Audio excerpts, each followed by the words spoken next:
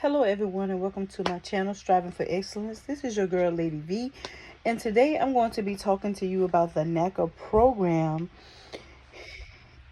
and some ways that I am working to save up and become NACA qualified within the next 6 months. So I took the NACA intake course, or it's just a day where you go in and they tell you all about the NACA program. I took that January of 2024, and I did not do my intake interview until December of 2024, so this month. Now, some of you may wonder what took me so long to go ahead with the process and all of that stuff.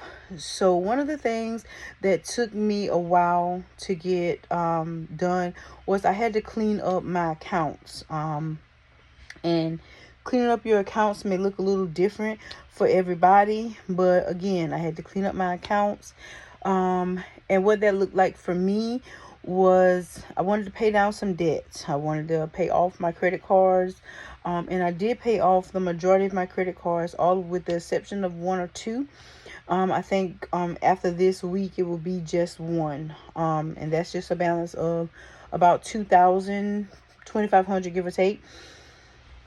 So with that being said, I paid off all of my debt, paid off all of my credit cards, and I made sure I didn't have anything current on my credit that would be derogatory as far as the intake.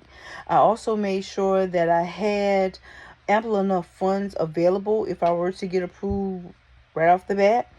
I wanted to be able to have enough money in my account to show that I could afford a home.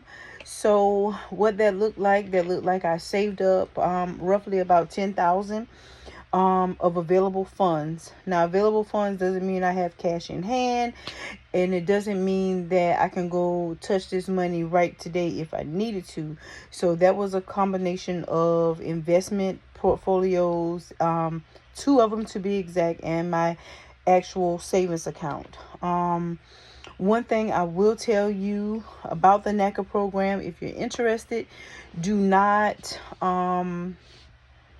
don't close out accounts, because then they're going to want all this information, because if you transfer to the account that you close, or you make any type of movement from one account to another, you still have to account for everything of why this money is being, well, what did you do? Did you transfer it? So in that process, it was very, very interesting to have watched. I watched maybe 100 videos before I decided to do the intake. So I watched 100, let's say an example of 100. I took notes on from each video that I watched, because I wanted to ensure that I had all the information. I had dotted all of my I's, crossed all my T's, and made sure that I was on the right path to be NACA qualified. Well, fast forwarding to the NACA pre-counseling session is what they call it. The NACA pre-counseling session, that's what they call it. I was able to walk away with understanding the exact amount of I could afford with the loan. I also walked away with knowing what my monthly payments could be up to in the state that I am in. Now, also, I kept in mind that even with understanding the amount of house I could afford and the amount of my monthly payments, I knew that I wanted my monthly payments to be a little bit less. So I had to calculate that in terms of what I could afford and what I wanted to pay per month. Now, I ended up having to do 6 key things, and so I don't want you guys to make the same mistakes that I made or walked into. One, the link is not working to upload accounts or to refresh. So everything is going to be based on when you first did your initial credit report for NACA to see. So my initial credit report was August 2024, and everything was up to date as of that. Well, they're working on the portal, so I was unable to upload my new information or bring in any new info, or put in my new links and my new account numbers, credit reports, and stuff of that nature. So what the NACA representative did, they put a note in my account saying I wasn't able to use the link because the system or the portal is down. I also had a name change. My name change was also affecting my credit report, so I have to provide my divorce paperwork. So if you are divorced, please have your divorce paperwork on hand, on deck, ready to put up there and do all of that other information. I'm trying to think what else they wanted me to do or they required me to do. So let me briefly look in my portal, because I want to give you all of the information that you need so that you won't be stuck. What else? Bear with me 1 second and I will tell you what else I needed.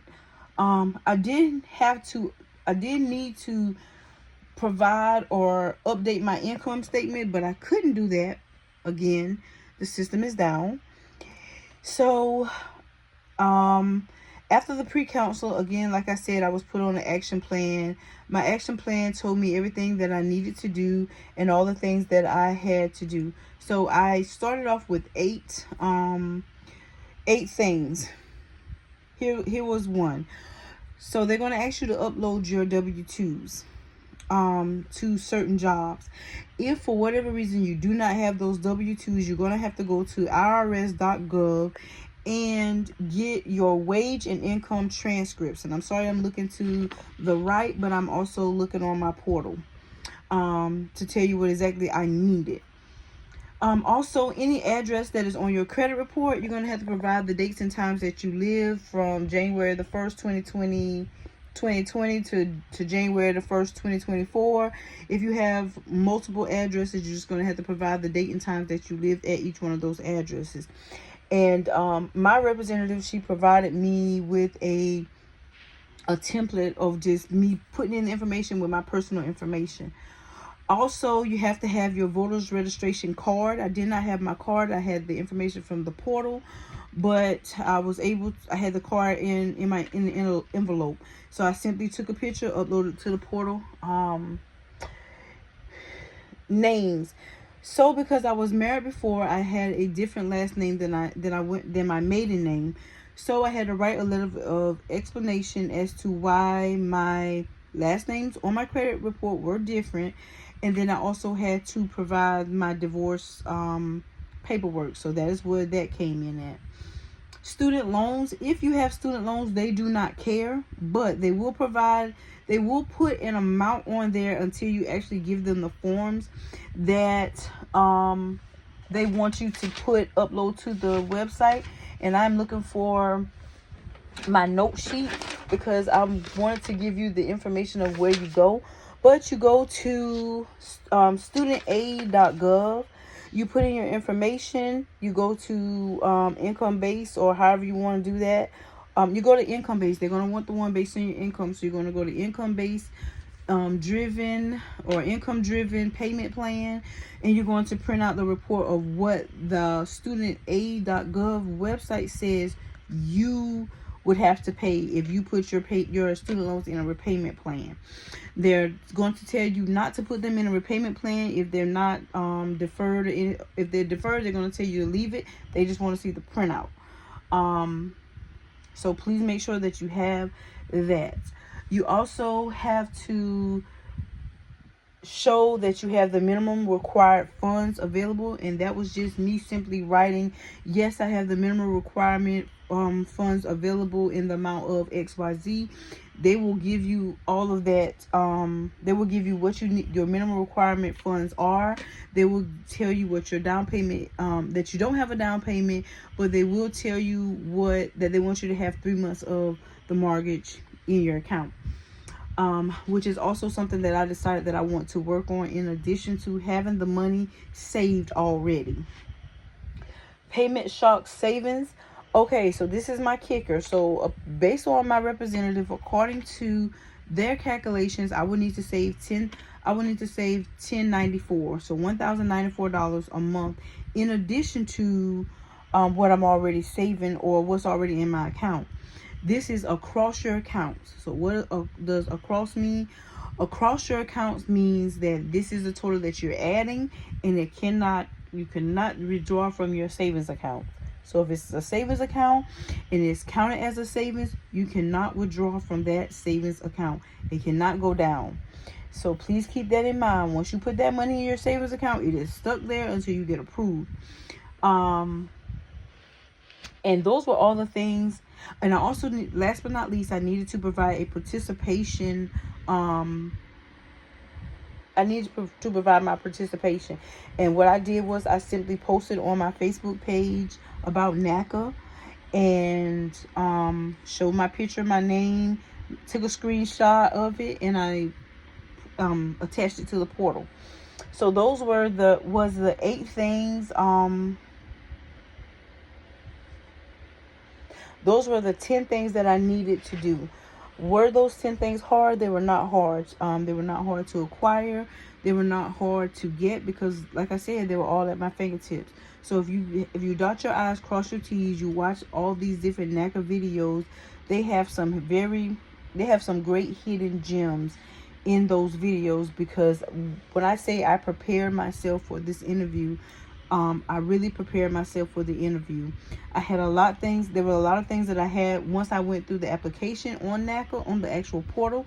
There were a lot of things that I had to fill out, and some of that stuff that they're going to ask you for in your actual counseling session is going to already be in the portal, so you're not going to have that. And then they're going to go through and fine-tooth comb everything that you need and do not need.